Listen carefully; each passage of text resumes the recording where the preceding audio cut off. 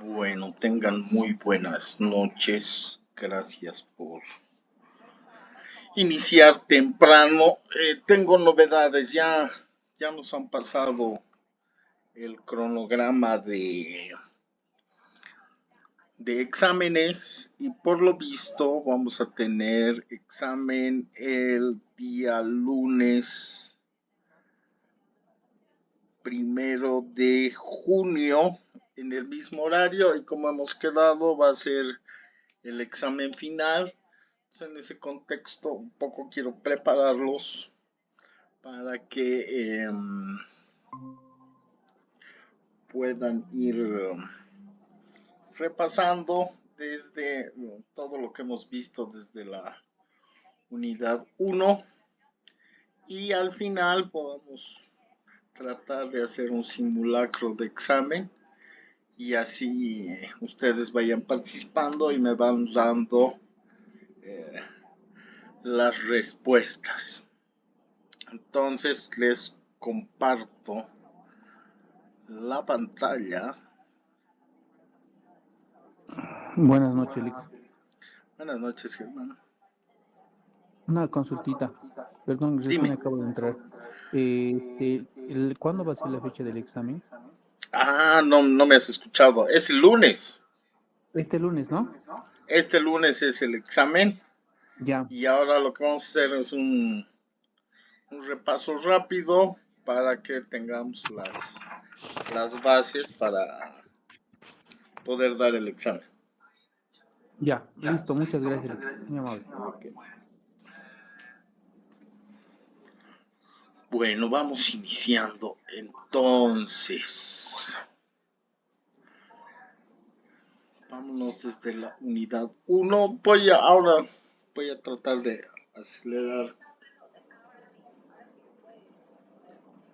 lo más rápido posible para que vayan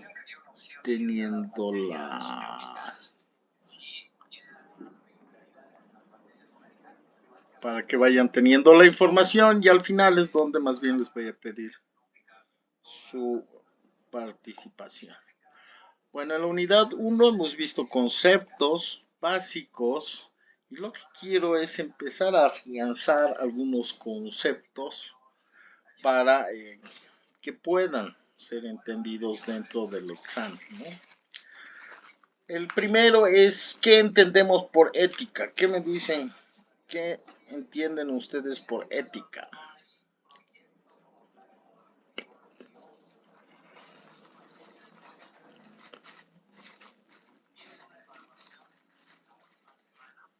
Ética habíamos dicho que era la capacidad de poder evaluar sobre qué es lo correcto, qué es lo incorrecto. En otras palabras, es la reflexión constante sobre lo que intrínsecamente es bueno o malo. Y diversidad cultural la vamos a entender como la pluralidad de las cosmovisiones, hemos visto que eran cosmovisiones, los saberes, hemos visto los saberes de nuestros pueblos ancestrales, las lenguas y las costumbres legítimas. Ahora, les he puesto un ejemplo ya aterrizado a Bolivia y podemos hablar de la proscripción lingüística. ¿Qué es lo que implica proscribir lingüísticamente? Es, en ciertos contextos, prohibir el uso del idioma materno. Como ejemplo, el tacana a los trabajadores de una empresa recolectora de castaña en Ribera Alta. Esto va a violar el principio de respeto y reconocimiento a la diversidad cultural. Mamá, dime, ¿ma?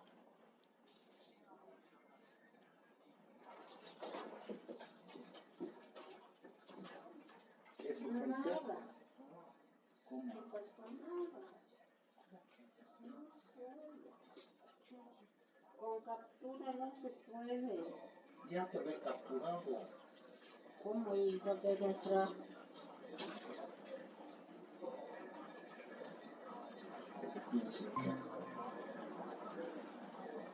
¿Qué se llamaba la señora Teresa? Teresa.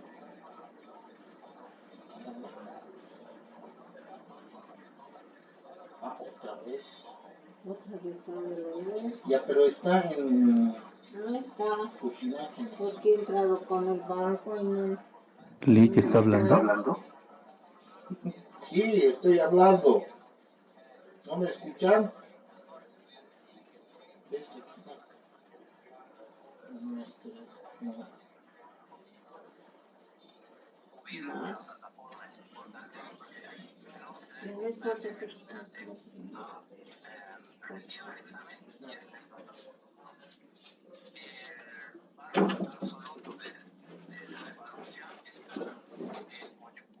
No logran escucharme. Ahora me escuchan, cambio. Sí, Lich, ahora sí. Ah, ya, gracias. ¿No? Tenía un pequeño problemita. Bueno, entonces el siguiente concepto es ¿qué es relativismo cultural? Lo vamos a entender como cualquier práctica social que sea moralmente justificable, pero por el hecho de formar parte de una tradición cultural. Esto tiene sus riesgos. ¿Por qué? Porque a partir del relativismo cultural podemos justificar abusos contra los derechos fundamentales. Por ejemplo, el trabajo infantil, el obligar a una menor de edad que se case, la violencia de género y otros que sobre texto de que está bien desde el punto de vista de nuestras culturas ancestrales, la ponemos en práctica para ir en contra de los derechos universales y fundamentales en los que hemos quedado como países. Entonces,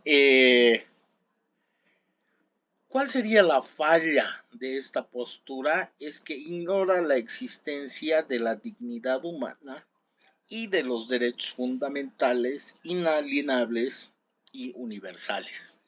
Entonces, una entidad financiera en el alto agarra y no pide, o sea, no consulta sobre el destino de ciertos ingresos o financiamientos que van a implicar un riesgo severo a terceros bajo la excusa de que están administrando recursos de la comunidad y por esta costumbre ancestral, cada comunidad va a tener el derecho a administrar sus recursos según sus usos y costumbres. Entonces, eso se denominaría relativismo cultural extremo.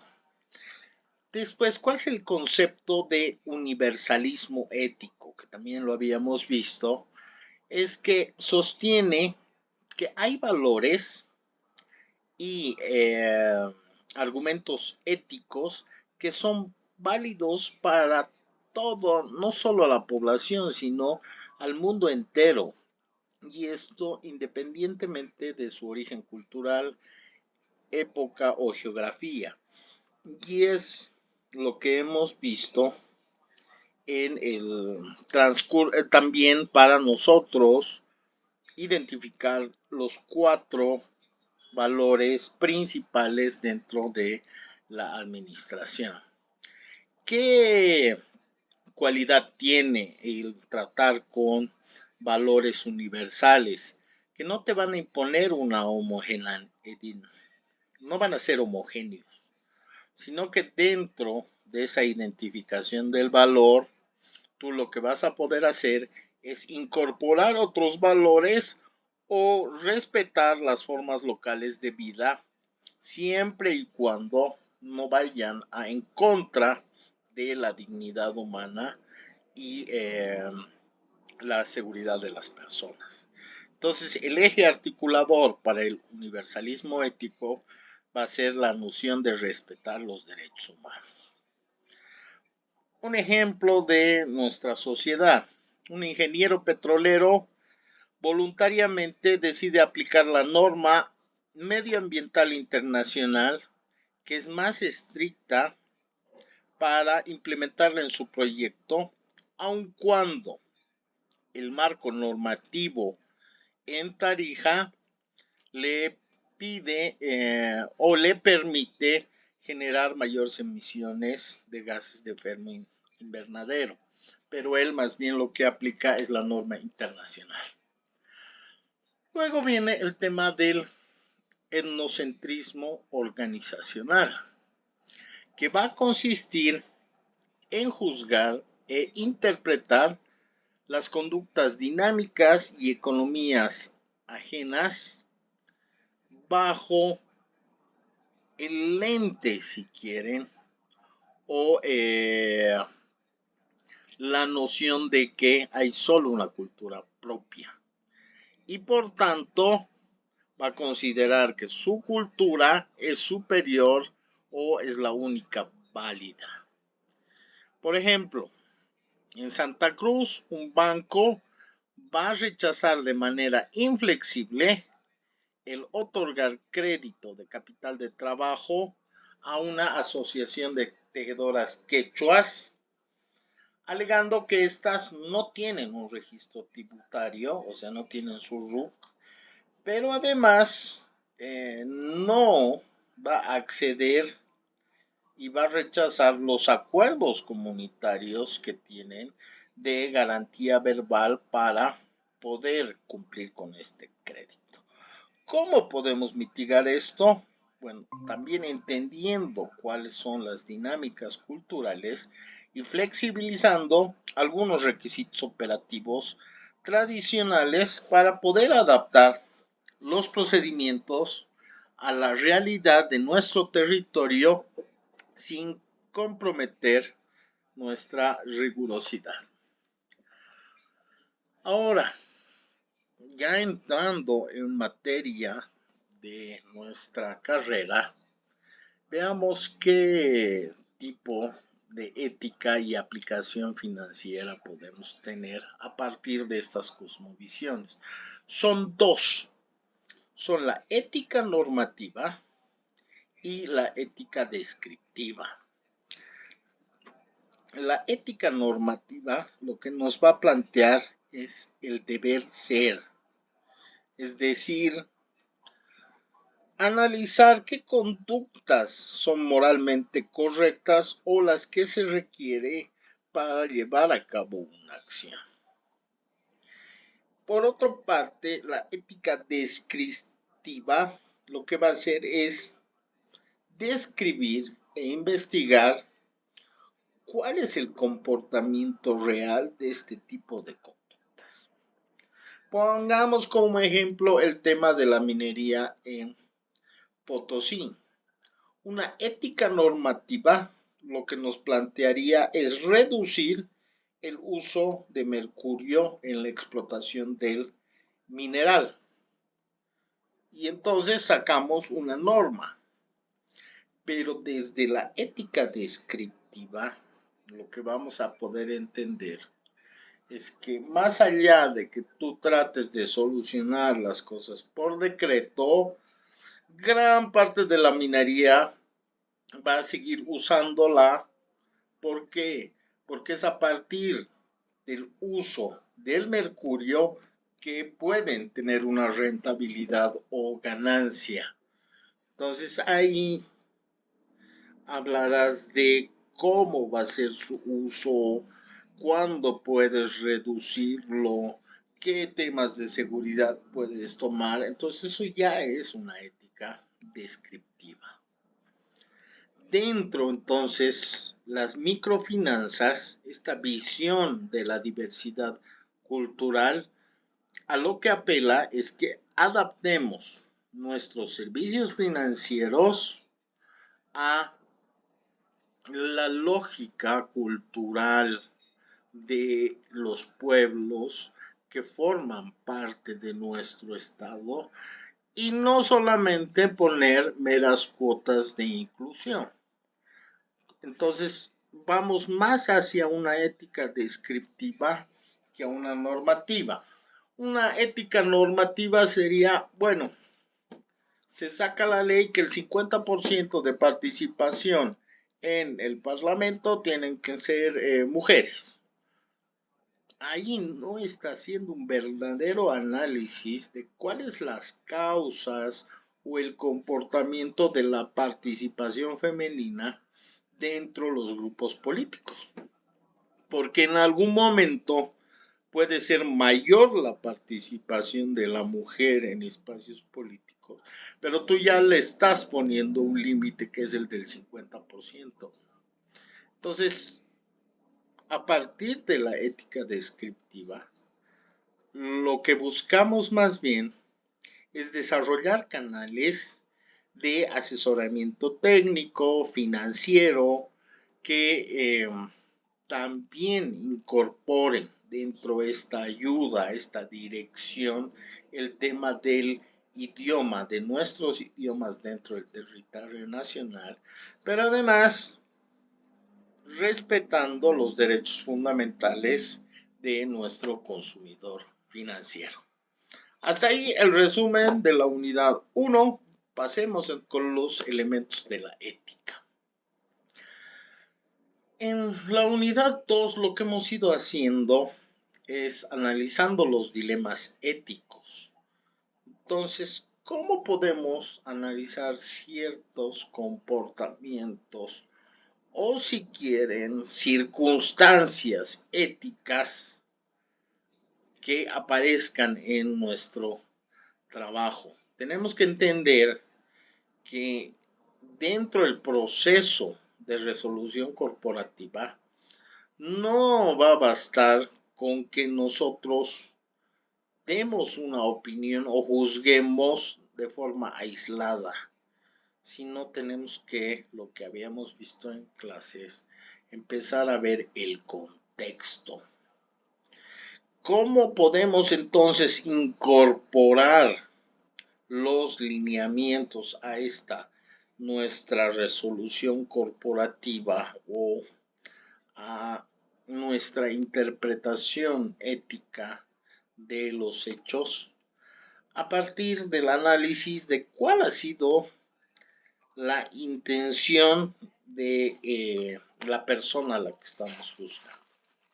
En este caso, el agente. ¿Por qué es que ha cometido esa acción? Como ¿se acuerdan del muchacho guaraní que robó unas ovejas de una casa? ¿Cuál era el motivo?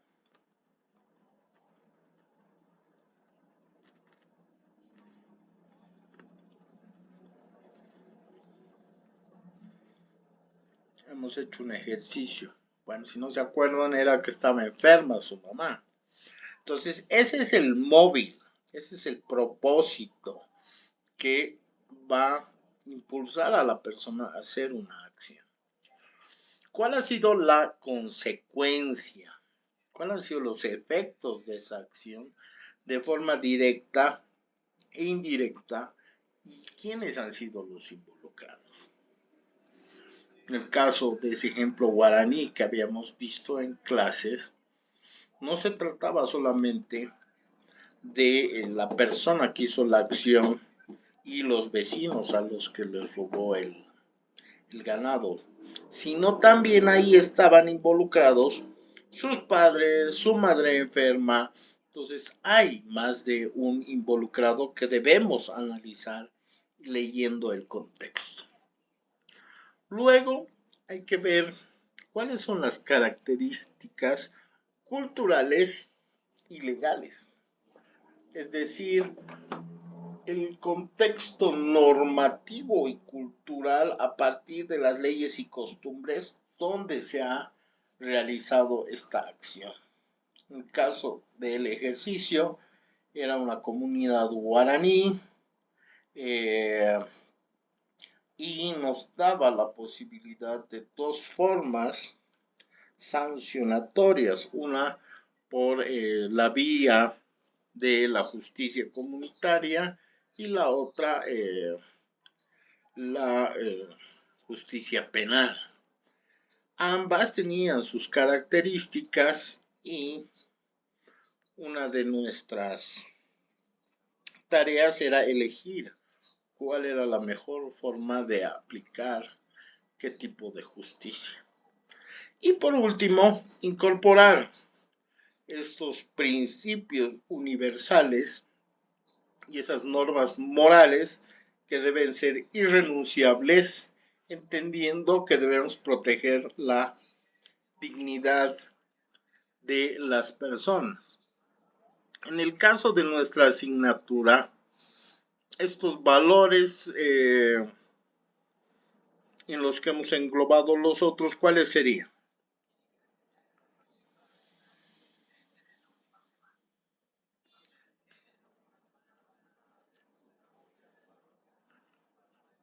Eso sí se acuerda.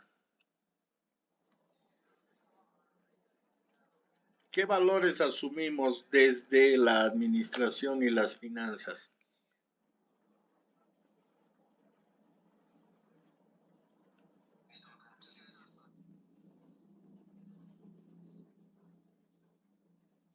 Sí me están escuchando, ¿no? Sí, lo estamos escuchando, Lick. Ay, ya, gracias. He dicho, estoy volviendo a acumular. Bueno, son respeto, honestidad, responsabilidad y justicia. Eso tienen que tenerlo muy en cuenta, sobre todo para el examen.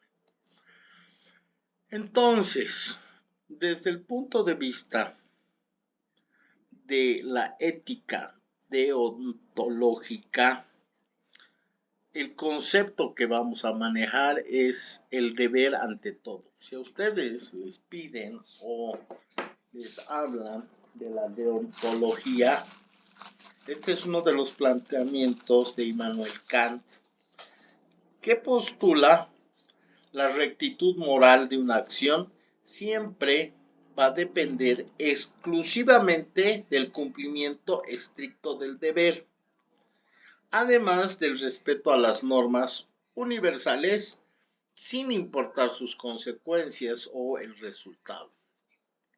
Entonces hay un imperativo categórico aquí, que a partir de la deontología te dice actuar de tal modo que tu norma individual pueda convertirse en ley y que tenga un carácter universal. Lo que, si hacemos el repaso, nos plantea Immanuel Kant es que hay valores intrínsecos, es decir, hay actos buenos o malos por sí mismos. ¿Cómo podemos bajar esto a la realidad nacional? Podemos decir que un administrador de una cooperativa aurífera ha decidido invertir en una maquinaria costosa para poder filtrar el mercurio, porque él ha entendido que el manejo de esta sustancia afecta a la salud pública. Entonces, ha comprado esta maquinaria para poder usarla en la extracción, a sabiendas que esta medida va a reducir sustancialmente los dividendos de los socios a corto plazo, pero va a proteger la salud pública. Entonces ahí ya tienes dos posiciones que tienes que justificarlas a partir de si hay una consecuencia o hay una utilidad. Y aquí es donde entran los autores Bedman y Mill, que establecen que la bondad de los actos se van a medir por la utilidad que estos generan. ¿Por qué? Porque debemos buscar la maximización del bienestar para la mayor cantidad de personas. Pero esto, dentro de la gestión organizacional, produce un riesgo muy importante, ya que al ser puramente utilitarista, a veces se puede llegar a sacrificar injustamente algunos derechos de los grupos minoritarios a cambio de los beneficios de la mayor parte de la colectividad. Por ejemplo, un jefe de contabilidad altera de manera sistemática sus estados financieros para evitar el inminente cierre de su fábrica. ¿Cuál es su justificación? Su justificación va a ser la premisa de resguardar el sustento de 150 familias de trabajadores. Esa es una mirada utilitarista. A partir entonces de esta toma de decisiones, lo que va a aparecer son los conflictos éticos en cuanto a lo personal y a lo institucional. Van a llegar a chocar tu convicción ética con a lo mejor de un compañero de trabajo, un colaborador o incluso un jefe que tienen intereses distintos. Aquí va a influir mucho el factor del miedo. ¿Por qué? Porque si tú bien tienes tu propia convicción, entiendes que al ser dependiente de ciertas jerarquías, te va a entrar un temor fundado a que puedan surgir algunas represalias laborales en función a tu decisión o a tu posición y que luego te boten del trabajo o seas excluido de la industria. Entonces aquí nuestra coyuntura o este punto de quiebre va a ser la tolerancia pasiva, o sea, el ser tolerante ante estas acciones, va a fomentar la normalización de estos comportamientos malos o fraudulentos en función a justificar que era por el beneficio de la institución. Entonces, ¿esto cómo se puede presentar dentro de nuestro escenario real? Es a partir de, por ejemplo, cuando un analista o cuando un trabajador no denuncia que hay algunas transferencias medio raras a ciertos clientes de alto perfil que uno no puede denunciar ya que hay una presión de los mismos gerentes que te están pidiendo como instrucción que obvies el protocolo preventivo porque además ellos van a tener una comisión de la transferencia que se está haciendo. Entonces se dan principios de doble efecto, donde para nosotros poder determinar si un acto ha sido válido, hay que analizar si ha sido voluntario y qué efectos colaterales se han podido dar. Es decir, sabemos que dentro de la responsabilidad, mis acciones van a tener consecuencias. Estas pueden ser buenas o pueden ser malas, pero debo hacerme responsable. Y va a haber circunstancias en las que yo tenga que hacer un proyecto en la que el proyecto va a tener gente beneficiada, pero también perjudicada. Que haga una explotación minera va a beneficiar a mis trabajadores, a la institución, en la generación de ganancias, pero va a afectar a una comunidad deteriorando sus fuentes de agua, contaminando el aire y deteniendo, digamos, otros problemas. Entonces, estos se van a llamar principios de doble efecto, que lo que van a hacer es tener acciones concurrentes, como por ejemplo que la acción inicial sea desde un inicio intrínsecamente buena o neutra, en la que piensas que mi acción no va a dañar a nadie. Que el fin que yo esté buscando en la aplicación de esta acción tenga un efecto bueno. Y si es que hubiera uno malo, ver cómo este podría ser tolerado o ser de mínimo impacto. Y luego la proporcionalidad, es decir, si este fin juzgado o este bien que voy a lograr puede justificar que el daño que haya hecho sea tolerado por la comunidad o le dé algunos lineamientos o pautas de mitigar ese daño que les estoy haciendo. Ejemplo, una cooperativa de ahorro y crédito va a incrementar sus tasas de interés pasivas y esto va a afectar a los socios, pero ¿cuál es su objetivo? ¿Cuál es ese su bien que está buscando? Es que no colapse la cooperativa, no se cierre y tratar de mantener la estabilidad financiera y el empleo de los colaboradores que están tratando ahí. Entonces,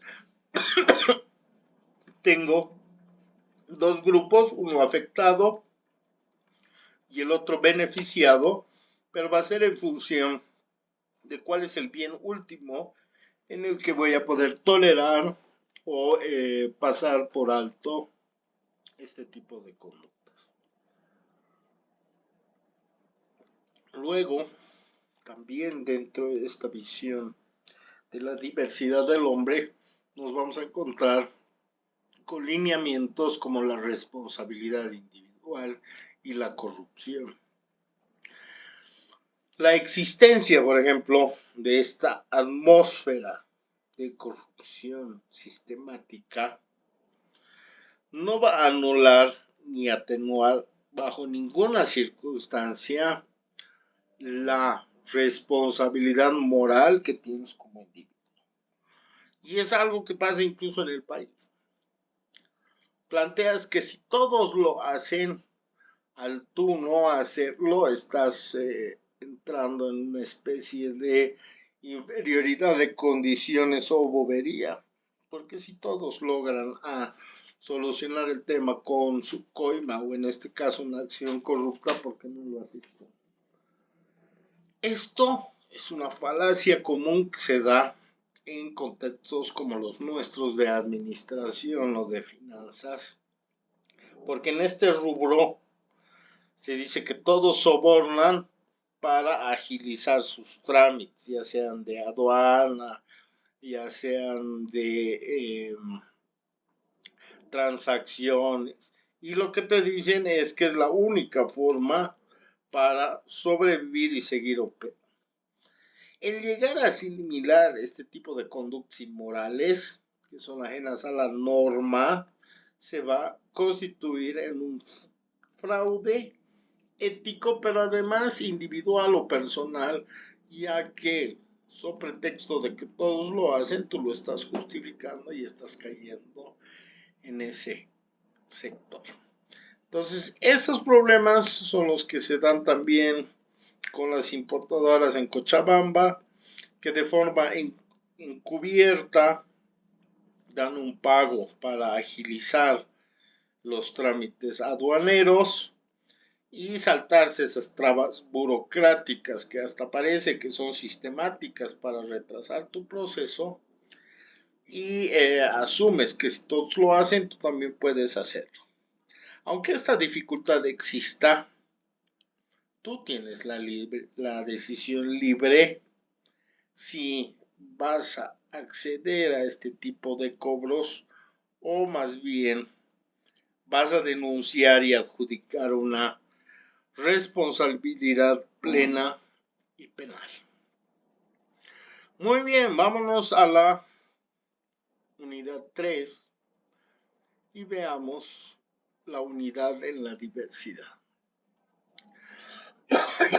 Dentro de la ética, debemos asumir que todos los seres humanos merecen un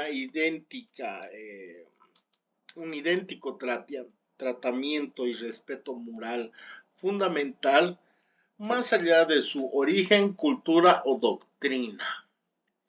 Aquí es donde pesa el principio de igualdad y dignidad humana, donde nuestra premisa va a ser que rasgos externos como la educación, la geografía, el color, el dinero que tengas, no van a modificar tu jerarquía moral, que es un tema intrínseco a cada uno de los individuos.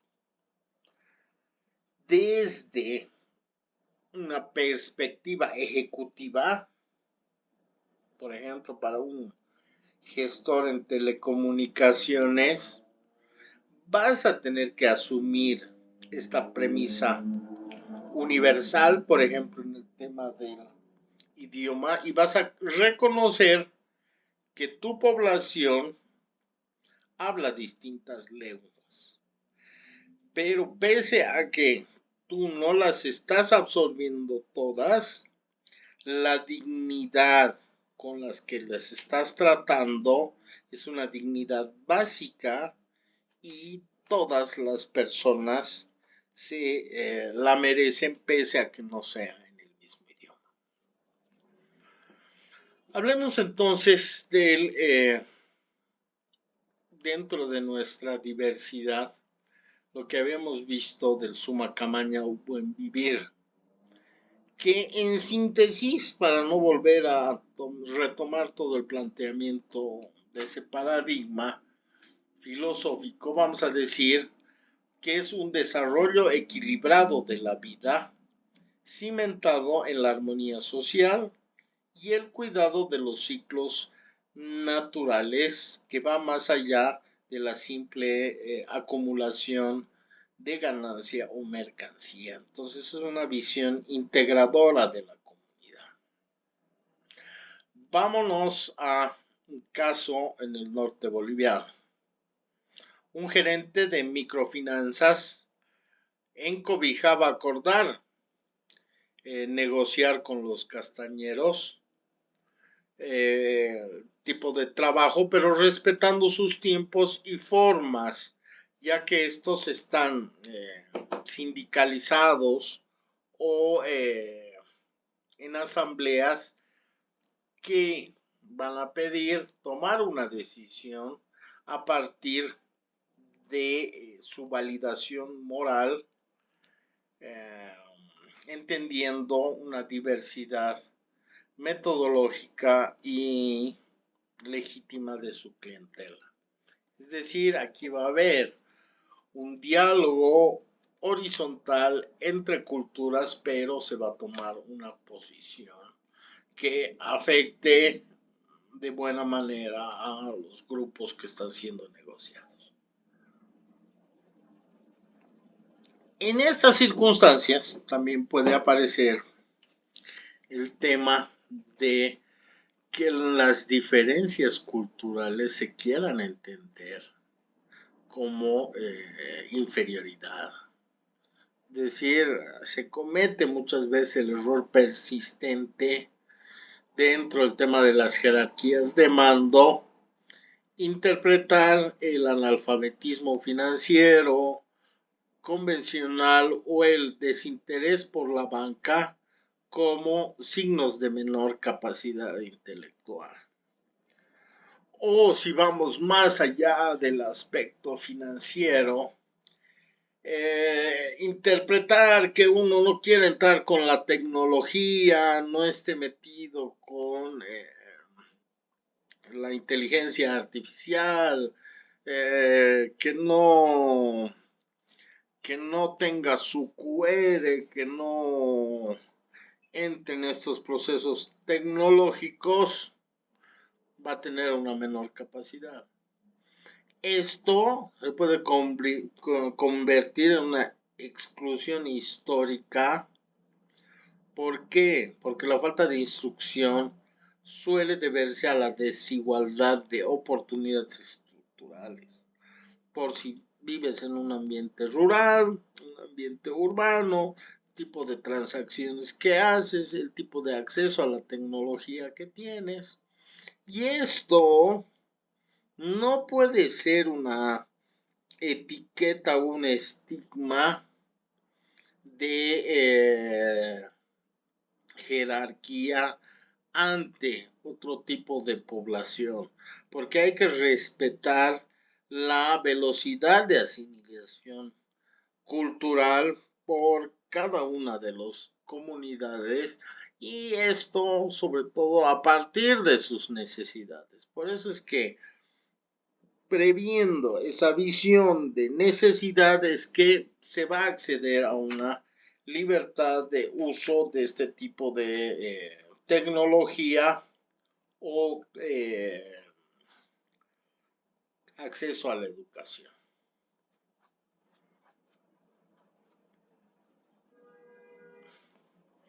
Por ejemplo, hay tema de errores procedimentales cuando las cajas de salud llegan a rechazar la venta de seguros o pólizas a personas de origen rural que bajo el pretexto de que no entienden el idioma, no tienen la necesidad de acceder a un seguro de salud, o es más, porque no saben leer, no van a entender cómo se está haciendo el contrato y qué beneficios son a los que puede acceder. Después tenemos el tipo de discriminación estadística y ética, es decir, generalizaciones injustas que van a ocurrir cuando se penalice o impone condiciones que sean desfavorables a los individuos, pero basándose exclusivamente en promedios o comportamientos históricos que también otra vez más son atribuidos a su grupo de origen. Por ejemplo, entidades financieras que aumenten las tasas de interés y que aumenten los requisitos como garantías y otros trámites para poder acceder a préstamos. ¿Por qué? Porque consideran que los empresarios indígenas guaraníes, por el mero hecho de que dentro sus planillas demuestran que en estos pueblos hay una alta tasa de morosidad, todos van a tener un tratamiento igual y no van a pagar su deuda a tiempo. Por eso es que hay que ver el tema de la dignidad humana versus sus habilidades. Es decir, no tratar a la persona a partir de sus destrezas técnicas o acreditaciones académicas, así como su patrimonio acumulado, como parte de un ser humano. Lo que hay que ver es su valor ético, su dignidad, que se mantienen inalterables e iguales en distintos contextos, ¿no? Hay artesanos quechuas que tienen una alta generación de riquezas y hacen comercio, pero a lo mejor no tienen un título o incluso son semi-analfabetos y no tienen firma. Entonces, sí hay una cultura de comercio, de transacciones, pero eso no puede impedir que, por ejemplo, acceda a un crédito o que haga un contrato. Eso es lo que tenemos que ver. Y bueno, lo último que hemos ido viendo, administración, ideología y poder público. Vamos a hablar del clientelismo en la gestión pública, cómo lo vamos a entender, cómo a partir de ciertas ideologías adjudicar puestos técnicos y contratos basándose en favoritismos políticos o de afiliación partidaria. En contraposición con la visión que más bien pretende que elijas ese tipo de puestos a partir de una visión meritocrática y profesional. Entonces ahí se va a dar una ruptura sistemática de la eficiencia estatal y va a haber un descenso dramático en los estándares de calidad de cara al usuario final. Les pongo como ejemplo un caso crítico. El FEC como empresa estatal va a hacer contrataciones de personal, es decir, de ingenieros, sin evaluar sus competencias reales, sino porque son parientes del jefe o son de su grupo y no han podido encontrar trabajo. Y además son parte del partido y no importa cuál sean sus conductas o su desempeño inicialmente, de alguna forma en la práctica van a aprender. Entonces ahí dentro del Estado se da este proceso de corrupción público-privada, privada-pública, donde hay una captura del Estado, es decir, ciertos intereses privados van a lograr cooptar, gobernar las decisiones regulatorias del poder público por beneficio propio, que de alguna forma lo estamos sintiendo en La Paz. Presiones ilegítimas, es decir, interacciones de los funcionarios públicos donde te van a condicionar de una forma ilícita que vaya tu trámite más rápido o que te aprueben la licencia o que salga el proceso a tiempo o que te aprueben tus proyectos a cambio de una aceiteadita o que se dice un reconocimiento a que estás haciendo bien tu trabajo.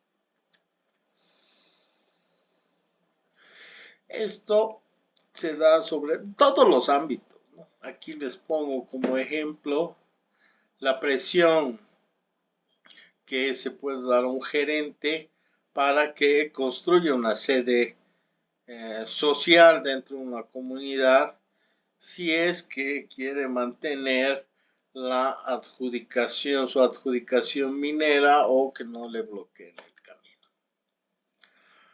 ¿Será posible vivir bien entonces en la gestión privada viendo estos planteamientos?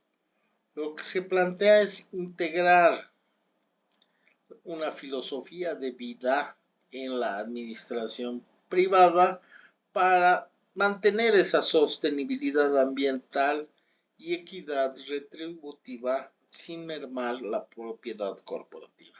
Es decir, equilibrar que si bien esa visión pública es de generar ganancias, acumular riquezas, también se trate de incluir la visión ambiental a este tipo de conductas.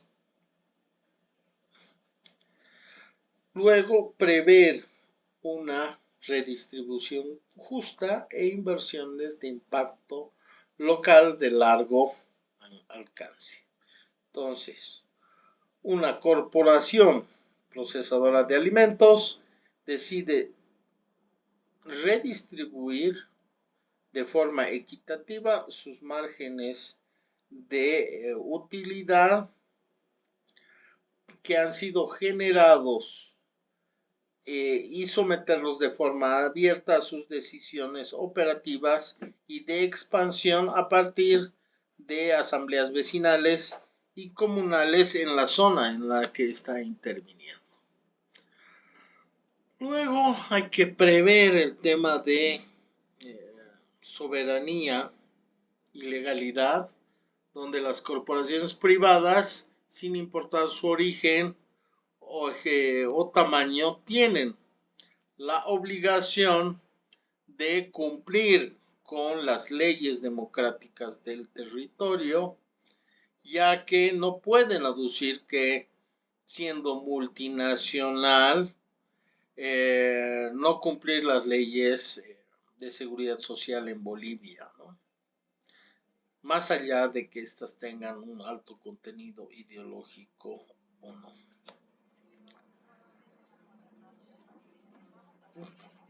Luego hay que prever en estos aspectos cómo puedes tener una conducta ética versus la corrupción.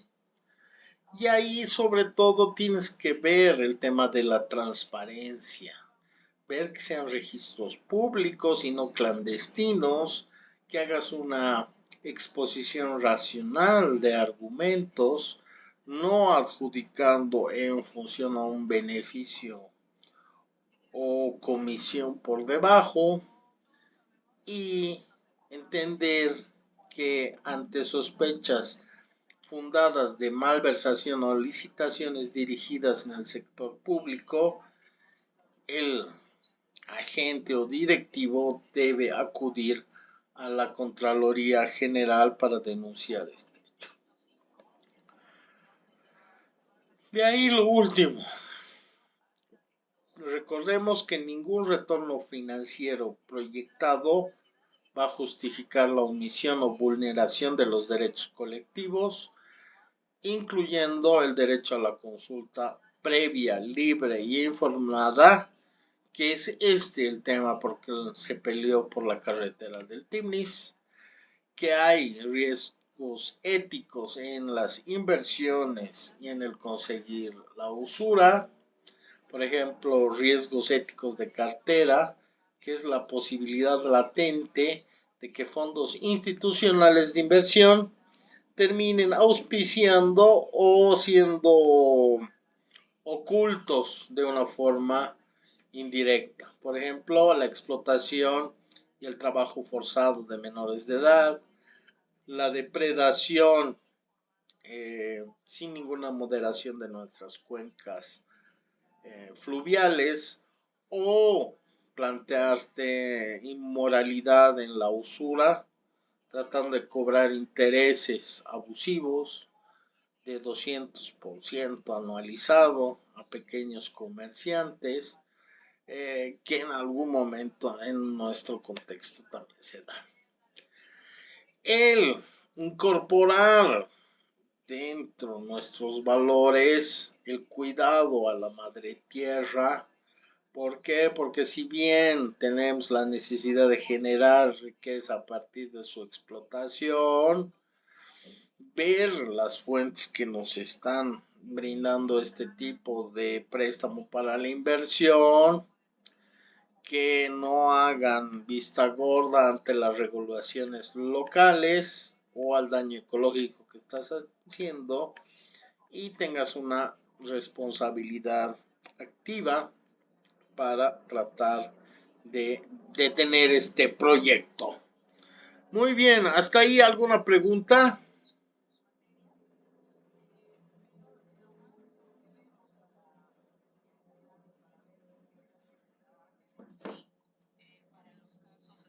No, listo, total. Muy bien. Entonces, Ninguna, Lic. resumiendo lo que hemos resumido, tenemos que prever el tema del universalismo, el del contexto para hacer nuestro análisis riguroso y cuáles son nuestros límites de lucro. En ese contexto, ¿ya quieren ver las características del examen?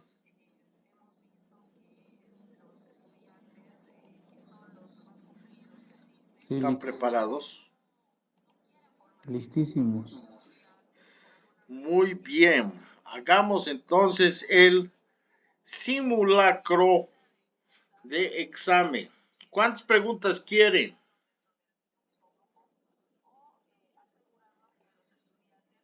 Solo las justas y necesarias, Lick. Perfecto, ya que va a durar 2 horas y es el examen final. No, Lick, no, tampoco pues, Lick. 60 preguntas. Vamos a negociar a ver cómo les va. Muy rápido responden sus exámenes. En los primeros 20 minutos ya está todo listo. Entonces, vamos a aumentar un poco.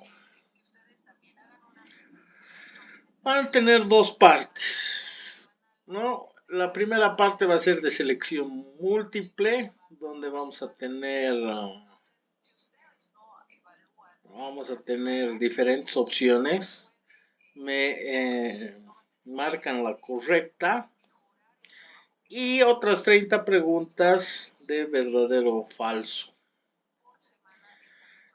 Las unidades van a ser estas 5 que hemos visto en el de selección múltiple y en el verdadero o falso, para si no se han acordado mucho, la unidad 1 y 2.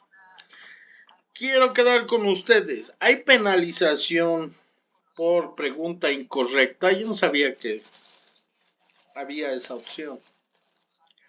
Una respuesta incorrecta anula una correcta. No, Lick, no. ¿Quieren jugar así? No, Lick, no. Giovanna. Va a aparecer Banco Inmobiliario, Lick. Exactamente. María, Tampoco Giovanna, ¿qué dicen? actualicen, por favor, no así. Está bien.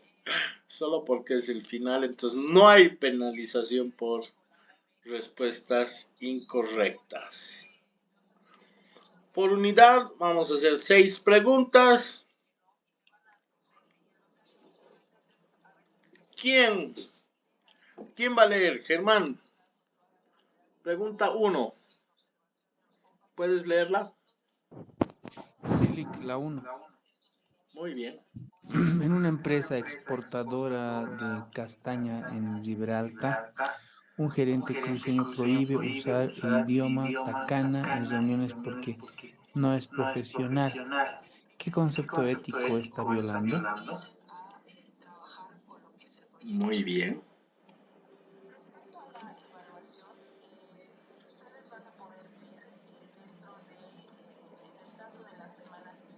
La B.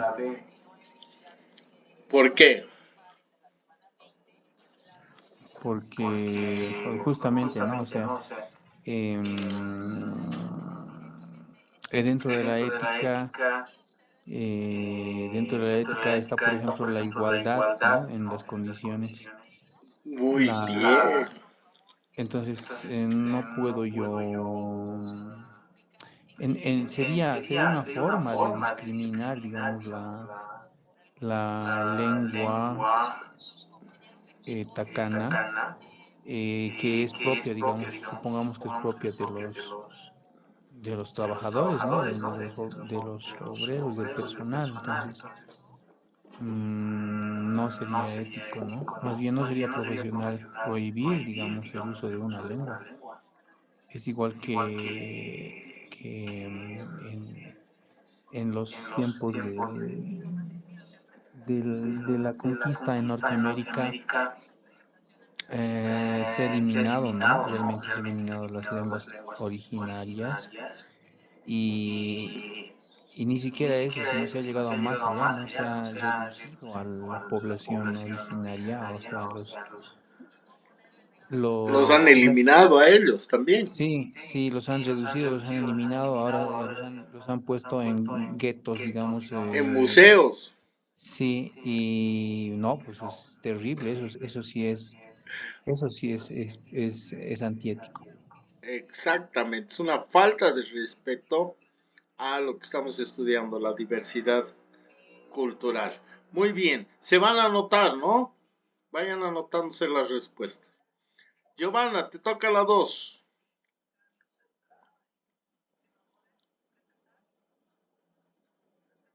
Ya dicen solo que estoy un poco ronca. No hay problema. Una financiera en el Alto ofrece microcréditos sin preguntar el destino del dinero. ¿Por qué?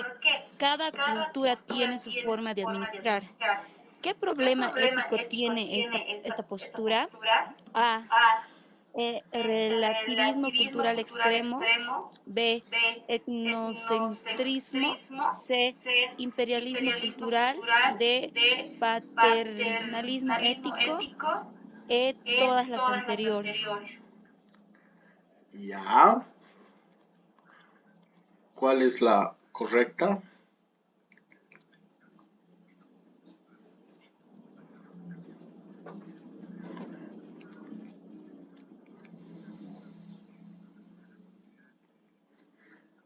Dicen quizás la A, el relativismo cultural extremo. Ah, muy bien. Acabamos de ver justo ese concepto. Excelente. María Rita, la 3.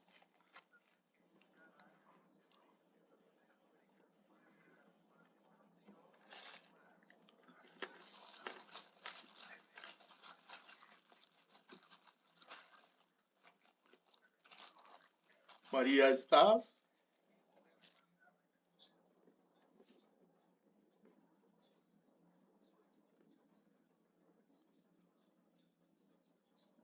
Jocelyn, ¿tú puedes hablar?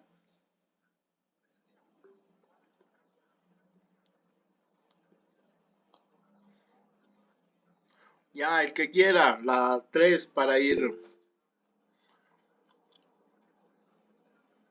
Ya, ¿quién quiere ver la 3? Listo, voy a continuar yo. Muy ¿Cuál bien. de las siguientes definiciones corresponde a ética normativa? A. Estudio del origen del lenguaje moral. B. Conjunto de normas que guían la acción correcta. C. Descripción de cómo se comportan realmente los empresarios. D. Análisis de los estados de ánimos morales. E. Ninguna de las anteriores. ¿Cuál creen que es la correcta?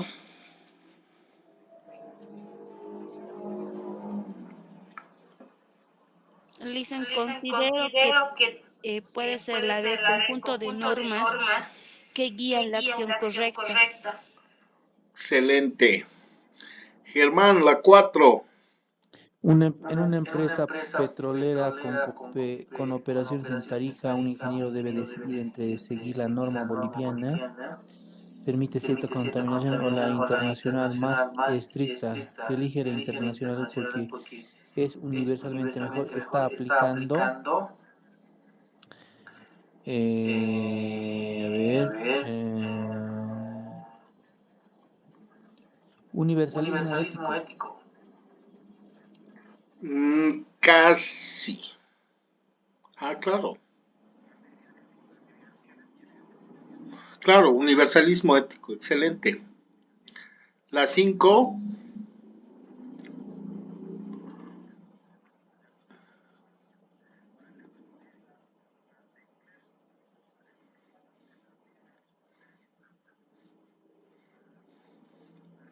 Ya me toca. La diversidad cultural en una empresa financiera, ¿qué implica?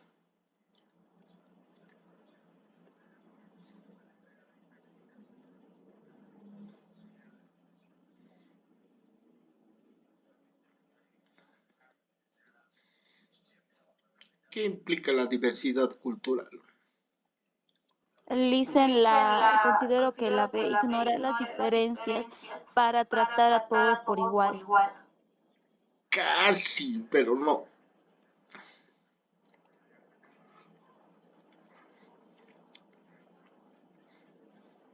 Hemos hablado de que en algunos momentos, más que ignorar,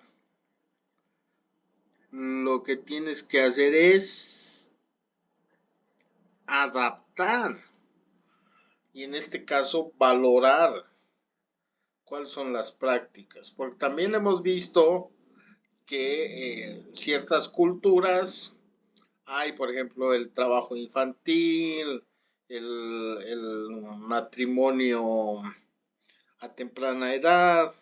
Entonces lo que hay que hacer es analizar, valorar y adaptar estas prácticas a las distintas cosmovisiones. ¿De acuerdo? Es la C, porque diversidad cultural implica valoración y adaptación.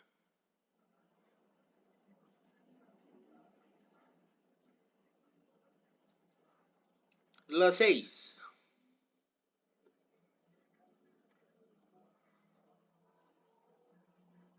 ¿Quién quiere leer? El listen solo se ve hasta el inciso C de las 6. Ay, cariño, tienes toda la razón. A ver. Ahora sí.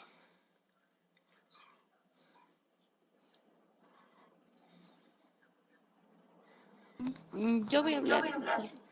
Muy bien. En un banco en Santa Cruz rechaza un crédito a una artesana quechua porque no tiene RUC, aunque en su comunidad el contrato es oral. ¿Qué falta ética tiene esta decisión? A. Falta de sensibilidad hacia formas culturales de garantía. B. Aplicación correcta de la ley. C. Exceso de confianza en el sistema formal. D. Solo A y C son correctas. A, B y C son correctas. Está más difícil, sí.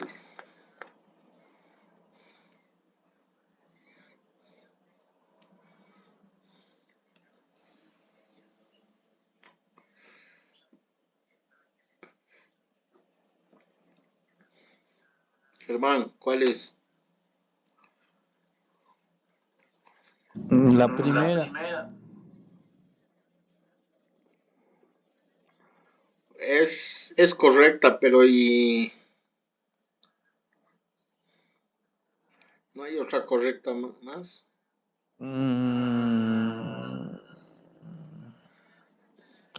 Desde la mirada ética,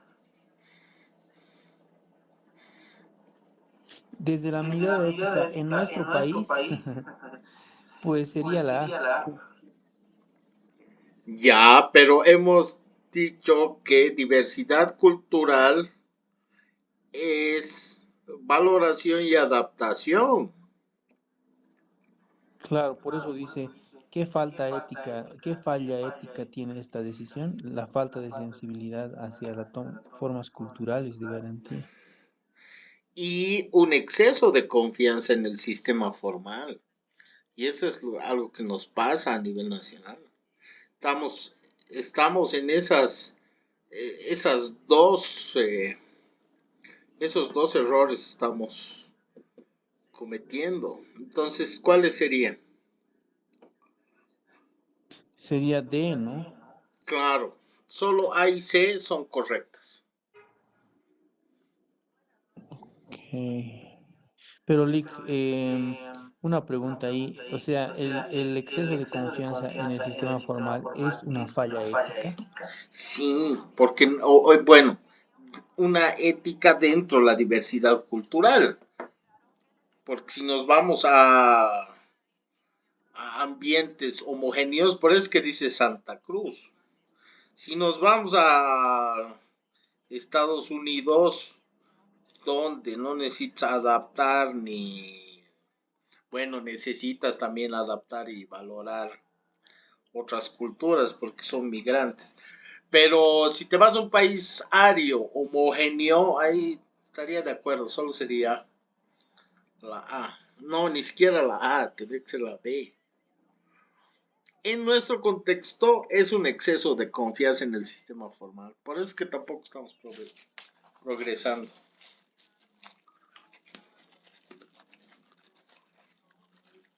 Si no sabes firmar, ¿qué hacemos en nuestro país? Huella dactilar. Eso estamos adaptando, ¿no es cierto? Entonces es A y C son correctas. ¿De acuerdo? Giovanna.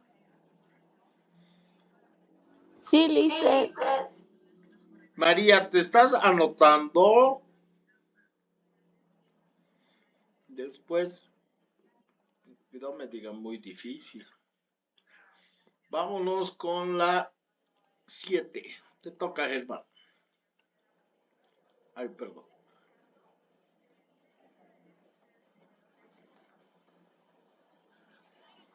En una cooperativa minera de Potosí, un administrador debe elegir entre maximizar ganancias, opción A, o reducir el uso de mercurio aunque baje la rentabilidad, opción B.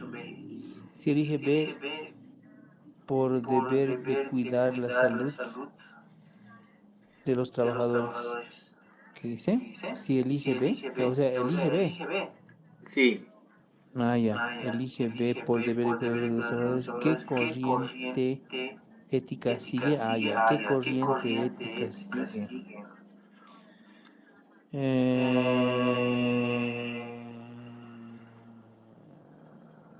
No lo sé.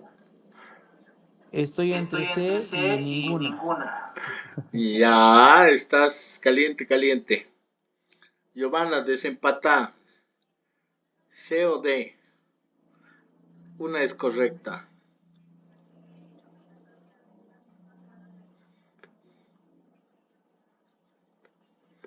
Entre C y E estoy, entre C y E. ¿Entre C y E? Entre C y E. Sí, porque egoísta no es, pero estoy entre deontológica y otra, ¿no? Que no está. Claro, la deontología hemos dicho que era cumplir la ley a rajatabla. Y en este caso, la deontología se expresaría en el deber ser, el deber cuidar la salud, ¿no? Lo que hemos visto en la unidad 2. Entonces es la C.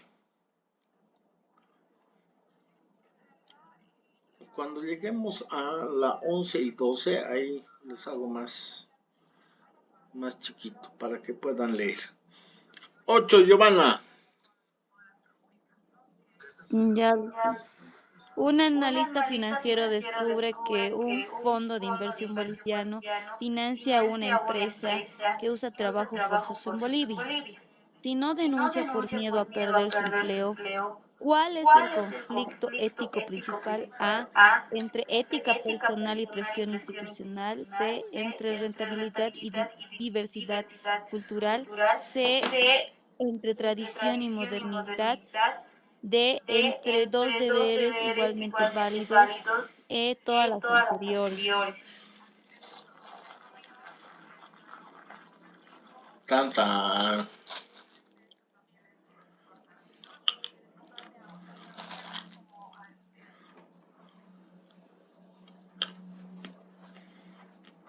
Dice, yo me quedaría con la A, entre ética personal y presión institucional.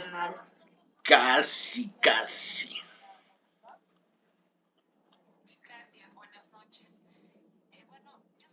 Claro. Presión institucional.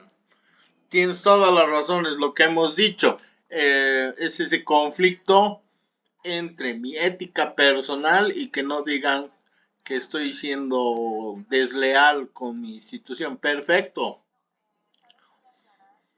La 9. Ustedes me dicen la respuesta. ¿Cuál de las siguientes no? Ahí quiero que es un elemento de análisis ético en administración. La intención de la gente, las consecuencias previsibles, el contexto cultural y legal, el precio de las acciones en la bolsa o los principios universales aplicables.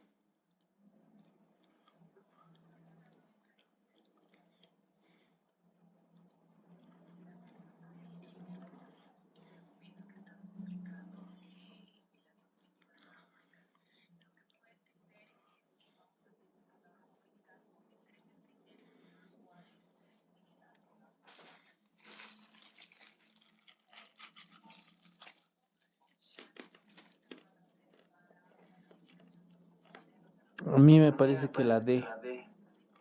Excelente. El precio de las acciones de la bolsa no es mi análisis ético. Ya, ¿quién le toca la 10?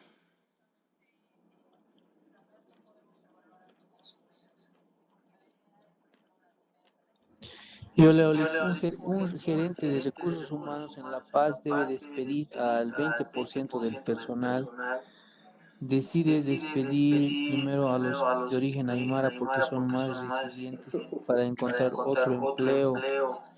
¿Qué falla en el análisis ético cometió? Dice. A ver,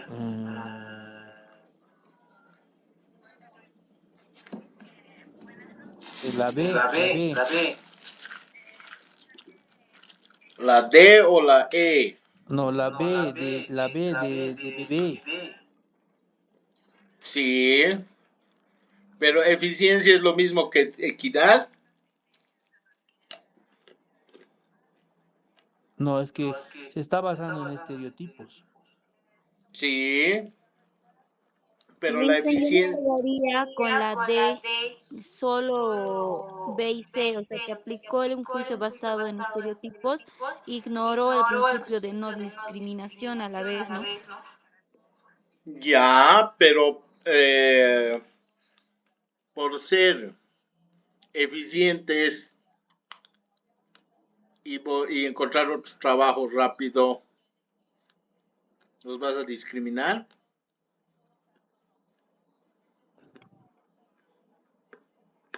Pero no habla de eficiencia, Lick. Dice que son más resilientes, o sea que por sus capacidades de adaptación van a poder encontrar. Exacto, esa es la discriminación. Entonces, estás confundiendo también estereotipos de que por ser aymara es más resiliente. Estás discriminando y te estás confundiendo.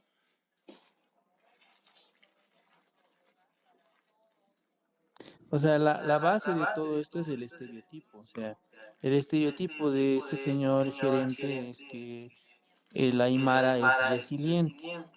Así es. Entonces, por eso le digo B. No, es la E.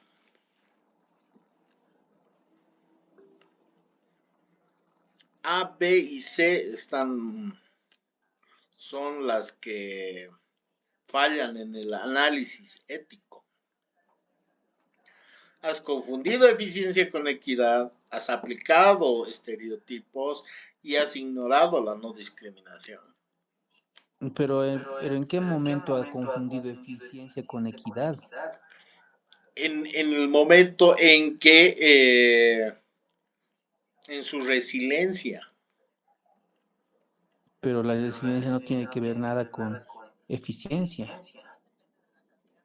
Es que es tu capacidad adaptativa. Bueno, está bien. B y C quieren. Según yo, todo ha cometido mal. Es que la resiliencia no tiene que ver con eficiencia, son conceptos diferentes. Y además la resiliencia también es un estereotipo, ¿no? Puede llegar a ser un estereotipo, sí, sí. Ya. Entonces, se las compro. La D es la correcta. No dicen la B y la C. Por eso, la D es solo B y C.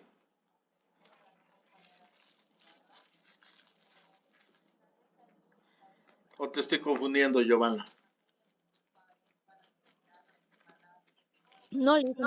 Me quedo con la B, que son B y C las respuestas correctas. Eso es. Muy bien. La 11, aquí abriremos esto. Una empresa financiera internacional opera en Bolivia y así como la Odebrecht que hemos visto, ofrece sobornos a los funcionarios de aduanas para que les aceleren su trámite. Según los elementos del análisis ético, esto es aceptable si es una práctica común en Bolivia, inaceptable porque viola principios de universalidad anticorrupción, es neutro porque si no afecta a terceros, es obligatorio porque los otros financian, entonces si quiero conseguir tengo que nomás pagar, o ninguna de las anteriores. Dicen la B, inaceptable porque viola principios universales anticorrupción. No se lee muy bien, está un poquito pixelado. A ver.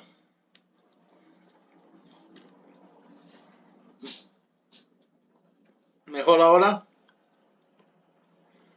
Sí, Lice. Muy bien.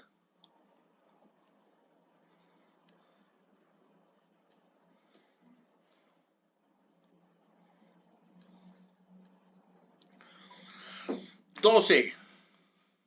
¿Quién le toca?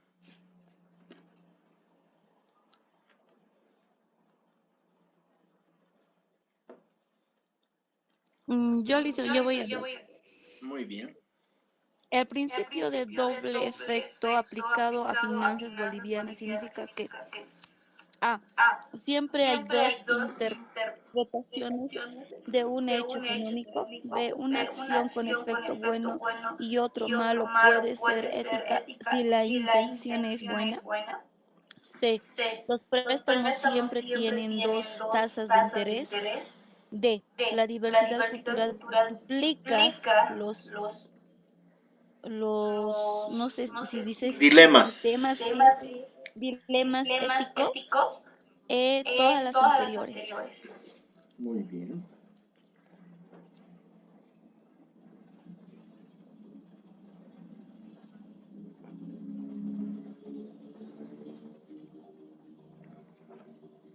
Hemos dicho que algunas acciones tienen un doble efecto.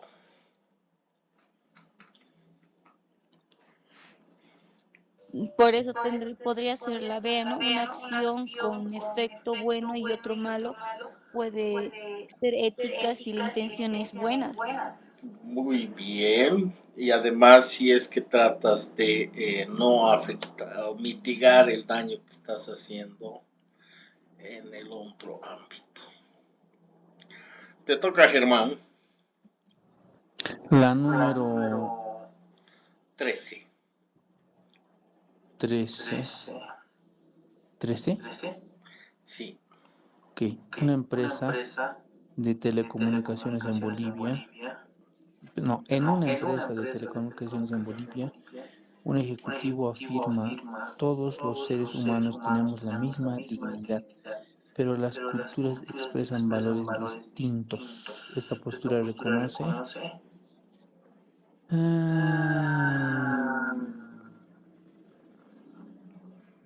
el A, la. Exactamente. La unidad que está vinculada a la dignidad, la diversidad que está con los valores culturales, ¿sí? Es lo que hemos visto en la unidad 3. Me toca.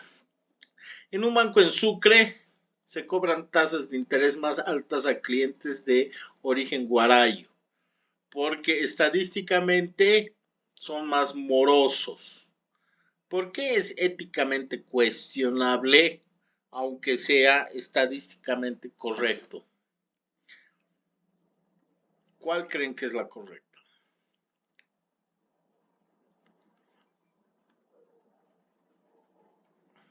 Viola el principio de unidad de género humano, confunde correlación con causalidad cultural, ignora que la morosidad puede deberse a una exclusión financiera previa, solo A y B o A, B y C.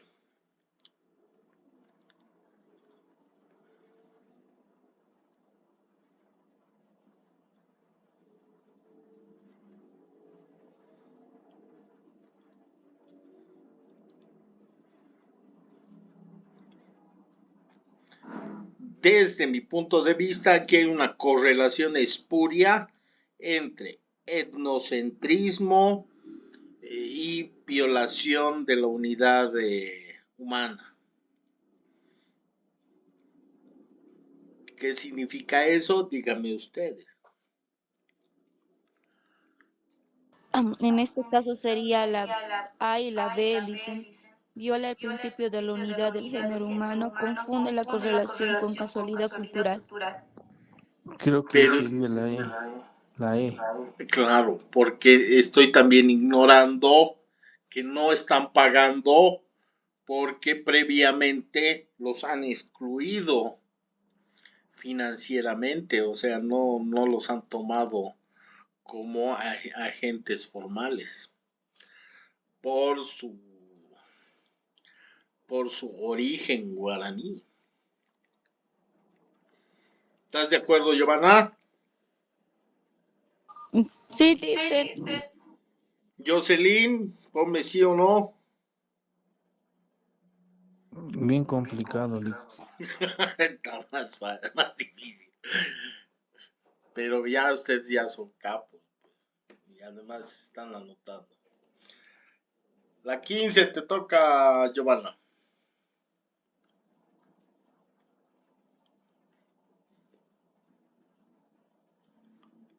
Lo haré un poquito más grande.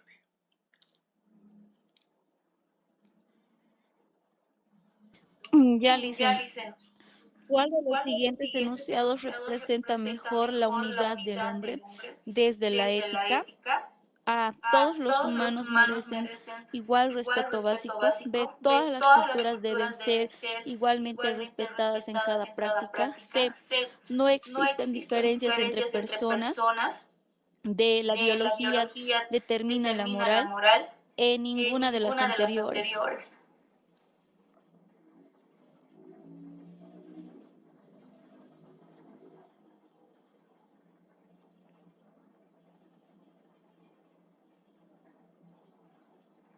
Unidad del hombre.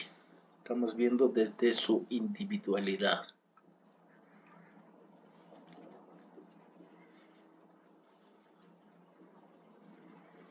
Dice la A, todos los humanos merecen igual respeto básico. Excelente.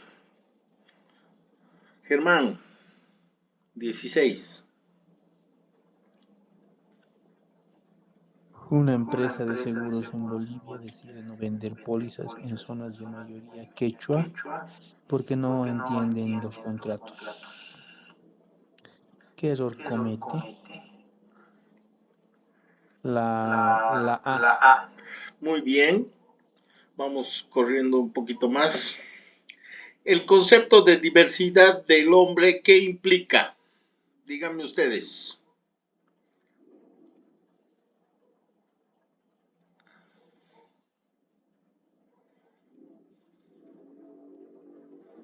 La C. Suma Camaña. Muy bien.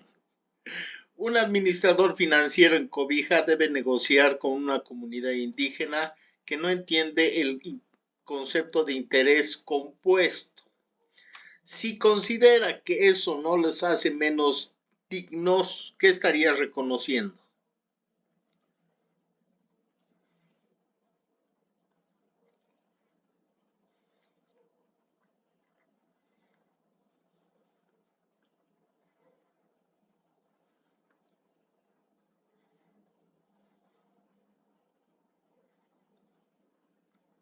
Hemos hablado de dignidad universal y de conocimientos diversos. ¿Cuál sería esa?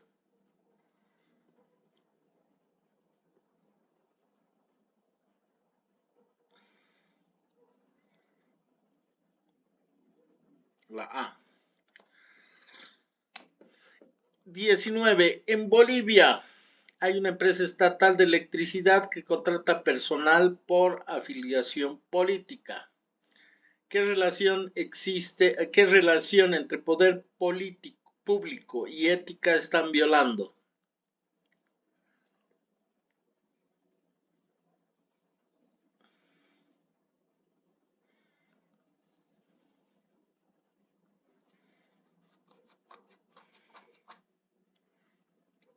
Dicen todas, sería la B. Perfecto. E, A, B y C. Un gerente de una empresa privada en Bolivia recibe presiones del gobierno para financiar un proyecto comunitario a cambio de una licitación. ¿Qué concepto ético administrativo está en juego?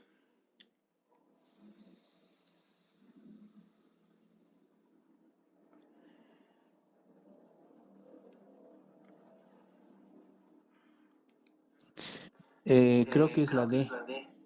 Perfecto, porque la C sí no está en juego la responsabilidad social. Entonces es la D, A y B.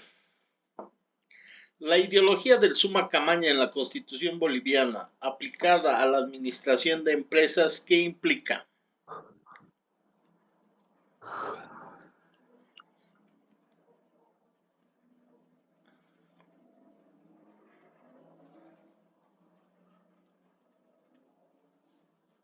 Podría ser la B. Muy bien. 22. Una financiera internacional quiere operar en Bolivia y decide ignorar las leyes laborales de Bolivia, porque estas son ideológicas. Esta postura es...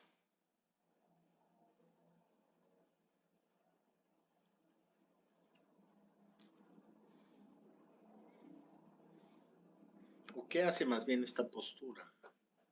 La B. Muy bien. Un alcalde en Trinidad otorga una concesión de basura a una empresa que es su amiga, es decir, lo hace sin licitación.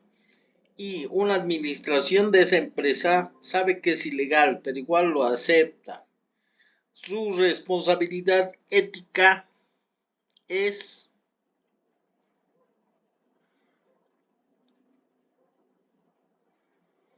¿Qué debe hacer? ¿Ética? Sí. Sería B, ¿no? Pero sería B, pero sería cortarse la cabeza. Pero por algo Sí, estamos haciendo ética. sí, dicen. Yo estoy de acuerdo con Germán. Pero es tu responsabilidad ética. No puedes ganar millones haciendo corrupción. Ah, perdón, 24 me falta. ¿Cuál de las siguientes prácticas es éticamente aceptable en la relación entre poder público y empresa privada en Bolivia?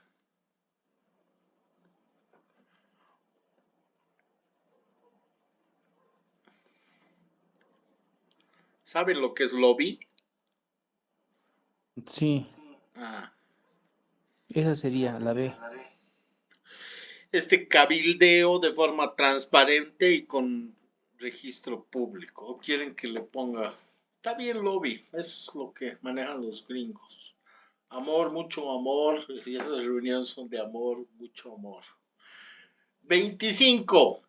Un asesor financiero en Bolivia recomienda a un cliente invertir en un bono estatal. ¿Por qué? Porque va a financiar un proyecto de carreteras que desplaza comunidades indígenas sin consulta previa. ¿Qué debería priorizar éticamente? Ahí estamos hablando del TICNIS.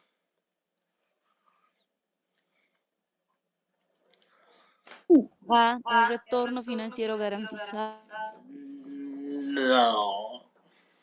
¿Por qué es que se han levantado los del TICNIS? Porque no han hecho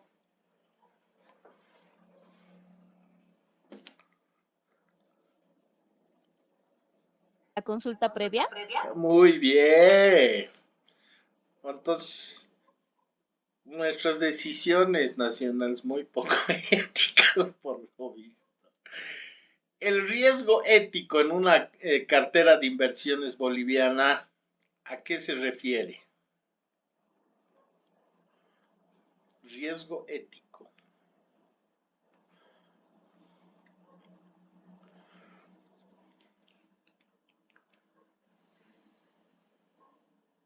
B.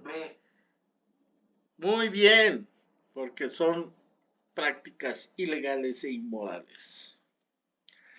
Una cooperativa de ahorro en Oruro está ofreciendo créditos con una usura de 200% anual, pero está reduciendo los requisitos porque son comerciantes informales. Desde la ética financiera, esto es...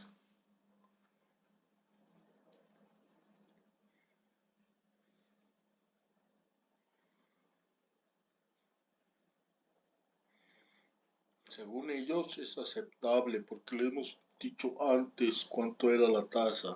Nada. B. B, B, B, B. Es inmoral, muy bien, porque estás lucrando con el dolor ajeno.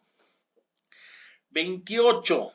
¿Qué implica el principio de precaución en finanzas ambientales para un banco boliviano?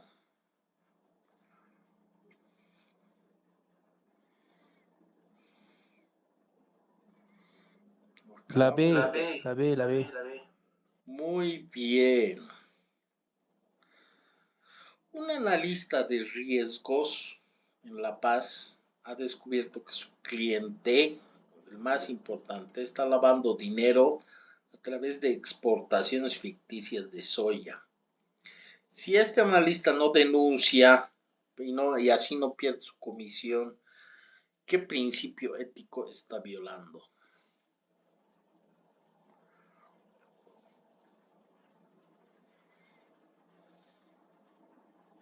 La Muy bien.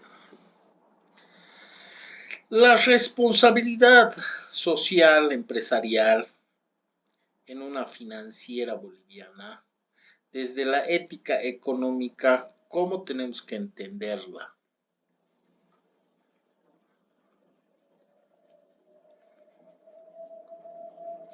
La C. Son unos filántropos. La Muy C. bien. Excelente. Ya la primera parte estamos contentos. Vámonos a la segunda. En Bolivia, el respeto a la diversidad cultural significa que ninguna práctica cultural puede ser cuestionada éticamente.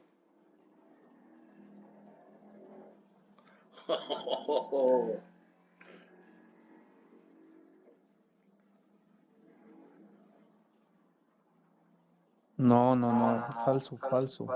Muy bien. Giovanna, te toca.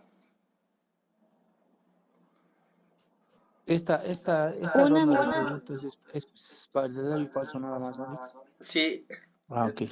estos van a ser más rápido. Ya le hice en la 2, un administrador boliviano que aplica el mismo código de vestimenta a todos los empleados, sin excepciones culturales, ha estado actuando éticamente desde el universalismo.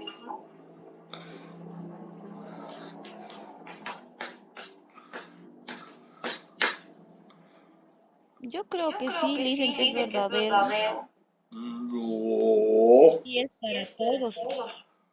no. O sea, no puedo ir a mi trabajo en el banco con pollera. Me refiero a que si, digamos, tienen un uniforme y todos tienen que estar con el uniforme, sí estaría actuando, ¿no? Pero de Dice ese punto código de de vista, ética. Aquí no me han dado ni siquiera me han dado uniforme.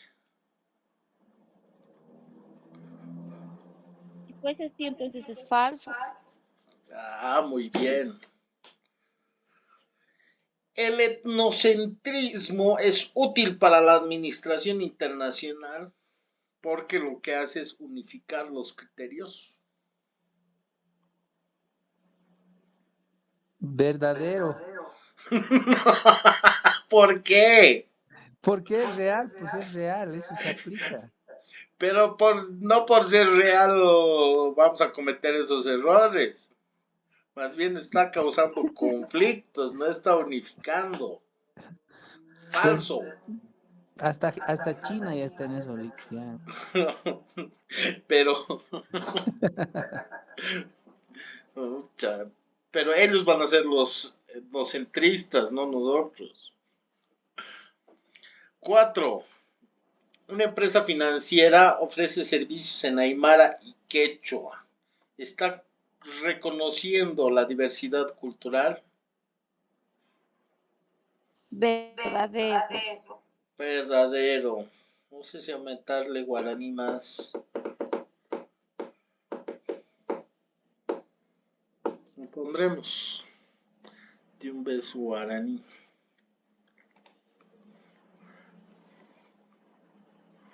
¿Dónde está Aymara, Quechua y guaraní? Por lo menos esos son los tres, ¿no? Quechua y guaraní. Por lo menos esos. Aymara, Quechua y guaraní. Muy bien. La ética aplicada a negocios en Bolivia debe ignorar las diferencias culturales para ser objetiva.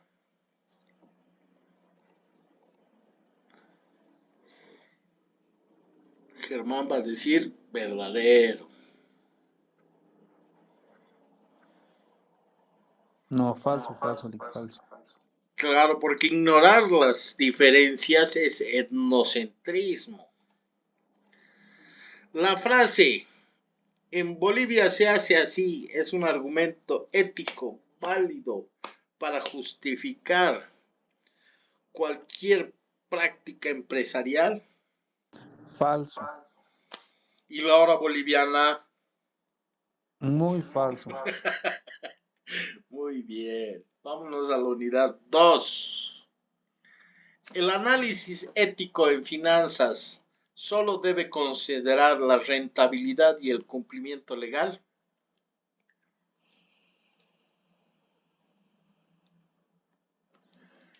No, falso. Claro, ¿y dónde está la equidad, los derechos, los impactos? Un banquero que otorga un crédito riesgoso a una comunidad indígena, pero que ésta tiene buenas intenciones, pero una mala evaluación, ¿es éticamente intachable?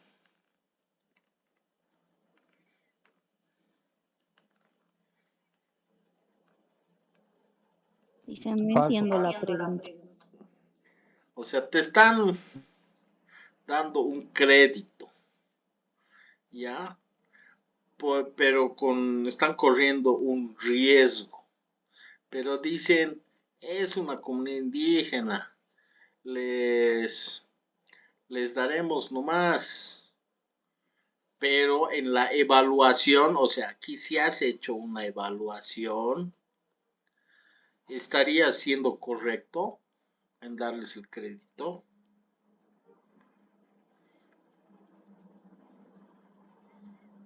Solo por ser indígenas.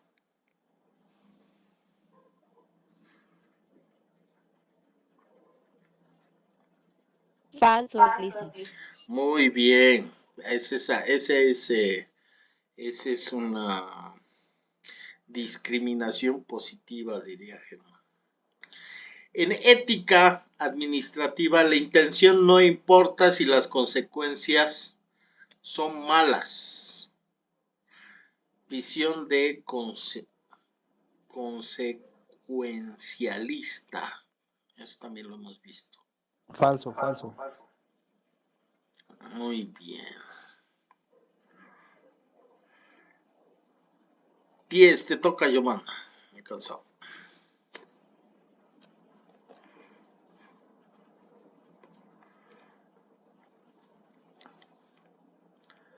Giovanna, te toca. Ah, no, Germán, tú no has dicho. Lee varias.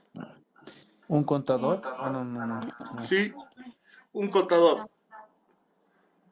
Y un contador que maquilla estados financieros para evitar el cierre de una empresa y salvar empleos aplica un razonamiento utilitarista. Verdadero. Muy bien. Siguiente. La corrupción sistémica en Bolivia elimina la responsabilidad ética individual. Falso. Ya, 12. El dilema del tranvía es irrelevante para la ética financiera. No, eso ya no sé. ¿Cómo es el dilema? Lo que habla, no hemos visto el dilema del tranvía, que cuántos, ¿a quién matas primero? Lo del perro, ¿qué es lo primero que pisas? ¿A la gente, al perro o a la persona embarazada? ¿No has visto esa clase? Aquí no, en esto sería, pero entonces que falso. Muy bien, falso, pero no le ponemos el dilema del tranvía. El dilema de a quién pisas primero es irrelevante para la ética financiera. ¿Tú has estado, Giovanna, no ve? En eso que hemos hablado del auto y la carretera, Sí, le hice. que había que pisar el freno, ¿no ve? Ya.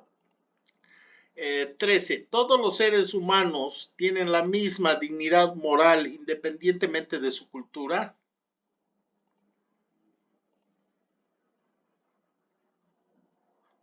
Verdadero, le hice. La diversidad cultural justifica que empresa pague menos a mujeres de origen quechua.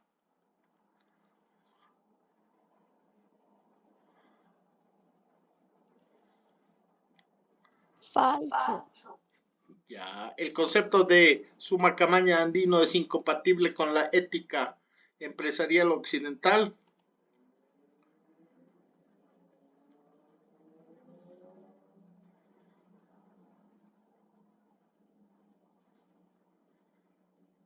Está fácil ya pues. Germán.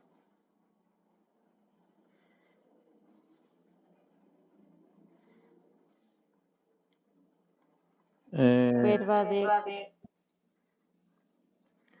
Una persona puede ser gerente excelente en Santa Cruz y fracasar en el Alto por diferencias culturales sin que ello implique superioridad moral en una región. Verdadero. Muy bien, la unidad del hombre implica que no hay diferencias en habilidades cognitivas entre culturas. No, falso. Muy bien. Un ejecutivo que trata a todos sus empleados extranjeros igual que a los bolivianos está negando la diversidad cultural. Falso. Muy bien, ya nos falta. Estamos. La ideología de un partido de gobierno puede reemplazar la ética en la administración pública. Falso. Un gerente público que nombra a su sobrino es ético si el sobrino es competente. Falso. Muy bien. El poder público puede imponer límites éticos a la empresa, incluso si afecta la rentabilidad. Falso. ¿Por qué? El poder público no puede imponer límites éticos. ¿Por qué no? Si su Porque rentabilidad está buena, pero está dañando el medio ambiente. bueno, así sí. Ah, El poder límites éticos, yo lo entendía por el lado de más bien de flexibilizar la ética, ¿no? No de ponerle ajustes, digamos. No, más bien están haciendo daño a la población y demás, entonces el poder público tiene que ponerle límites. 21, entonces verdadero. ¿Por qué? Porque regula la ética empresarial, no es simplemente que ganen plata. Ahora sí Eso, entiendo. eso está bien, bien Listen, reñido eso con la sería lo ideología. ideal, pero no es así. Pero somos éticos, para nosotros todo es lo ideal. Ay, Qué triste vida. todo hacemos mal. Nada es ético en nuestras decisiones. Una empresa que financia campañas políticas es ética si no exige favores explícitos.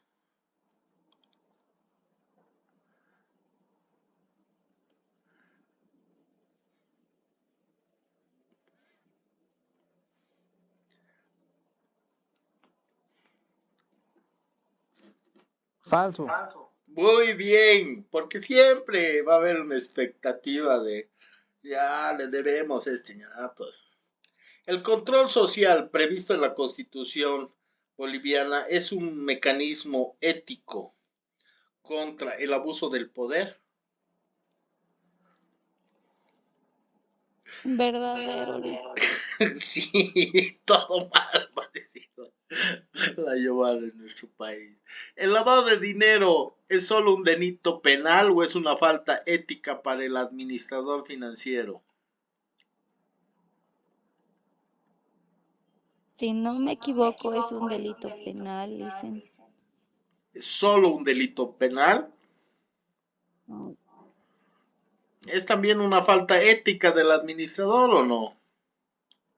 sí, son ambos. Entonces es falso, pues. Solo dice. Falso. Ese es capcioso, van a tener cuidado. Un asesor financiero que es ético debe anteponer los intereses del cliente a los suyos propios.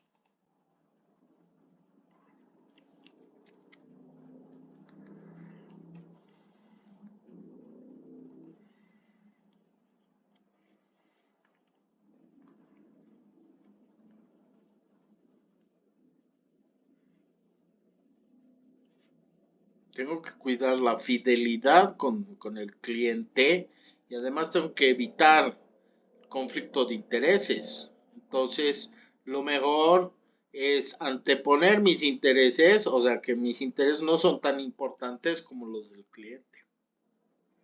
¿De acuerdo? Verdadero. ¿Sí o no? O Sí, argumenten. es verdadero, dicen, porque si nos pierdes clientes. Muy bien. Claro, porque estás más preocupado en ti. La especulación financiera con precios de alimentos en Bolivia es ética, si es legal. No, falso, falso. Muy bien. La legalidad no es suficiente porque la especulación con los alimentos daña a los pobres. Entonces, que me estén vendiendo el pollo a ese costo no es ético. Pero es legal. Sí, pero no es ético. Un gerente, y no por eso vamos a ir a bloquear. Un gerente de fondos de inversión puede invertir en una empresa que contamina si eso maximiza el retorno para los jubilados.